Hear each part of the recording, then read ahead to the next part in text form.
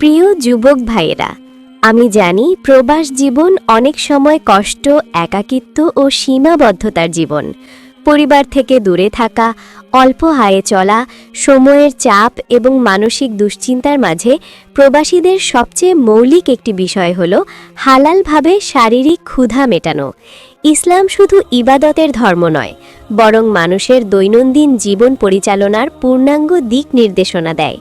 খাদ্য গ্রহণের ক্ষেত্রেও ইসলাম সংযম, হালাল উপার্জন, কৃতজ্ঞতা ও শরীরের হক আদায়ের শিক্ষা দিয়েছে।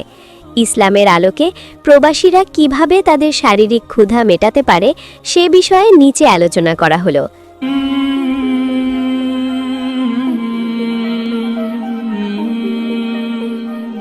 স্বাগতম আরও একবার আইডিটিভি ইউটিউব চ্যানেল থেকে। আমি আলেমা সাকিনা বেগম। আমি আমার কথা শোনার জন্য আপনাদেরকে আমন্ত্রণ জানাচ্ছি।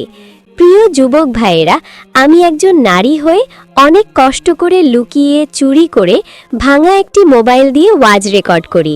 তাই আপনাদের ছোট বোন মনে করে আমার ভিডিওতে একটি লাইক দিবেন এবং একটি সুন্দর কমেন্ট করবেন। যারা কমেন্টে আপনার সুন্দর নামটি লিখবেন, আমি তাদের সাথে ইমোতে যোগাযোগ করব।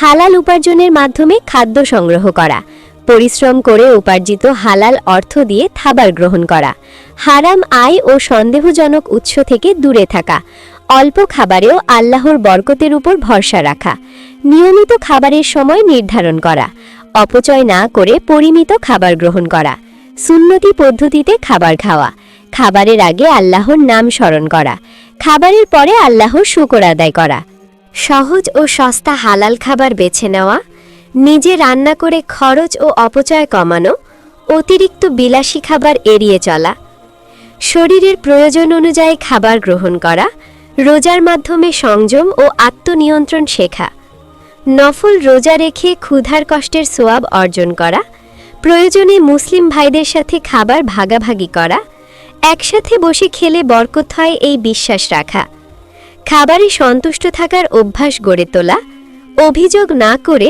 আল্লাহর ফয়সালায় রাজি থাকা, ক্ষুধার সময় দোয়া করা, অন্যের খাবারের প্রতি লোভ না করা, অল্প খাবারে ধৈর্য ধারণ করা, সুস্থ শরীরের জন্য পুষ্টিকর খাবার বেছে নেওয়া, অতিরিক্ত খাওয়া থেকে বিরত থাকা, রাতে হালকা খাবার গ্রহণ করা, শরীর দুর্বল হলে বৈধ উপায়ে শক্তি বাড়ানো, কষ্টের সময় আল্লাহর উপর ভরসা রাখা, অভাবকে পরীক্ষার অংশ হিসেবে মেনে নেওয়া, ক্ষুধার কষ্টে গুনাহে না জড়ানো, সব অবস্থায় আল্লাহর শুকরিয়া আদায় করা।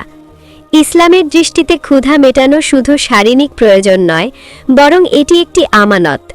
প্রবাসীরা যদি হালাল উপার্জন, সংযম, কৃতজ্ঞতা ও আল্লাহর উপর ভরসার সাথে তাদের খাদ্য গ্রহণ করে, তাহলে অল্প খাবারেও বরকত নেমে আসে। ক্ষুধা, অভাব ও কষ্ট এই দুনিয়ার পরীক্ষার অংশ। যে ব্যক্তি এই পরীক্ষায় ধৈর্য ধরে, হালাল পথে থাকে এবং আল্লাহকে ভুলে যায় না, তার জন্য দুনিয়া ও আখিরাতে কল্যাণ নিশ্চিত। আল্লাহ তাআলা সকল প্রবাসী ভাইদের হালাল রিজিক দান করুন, শরীর ও ঈমান সুস্থ রাখুন এবং তাদের কষ্টকে নেকিতে পরিণত করুন। আমিন।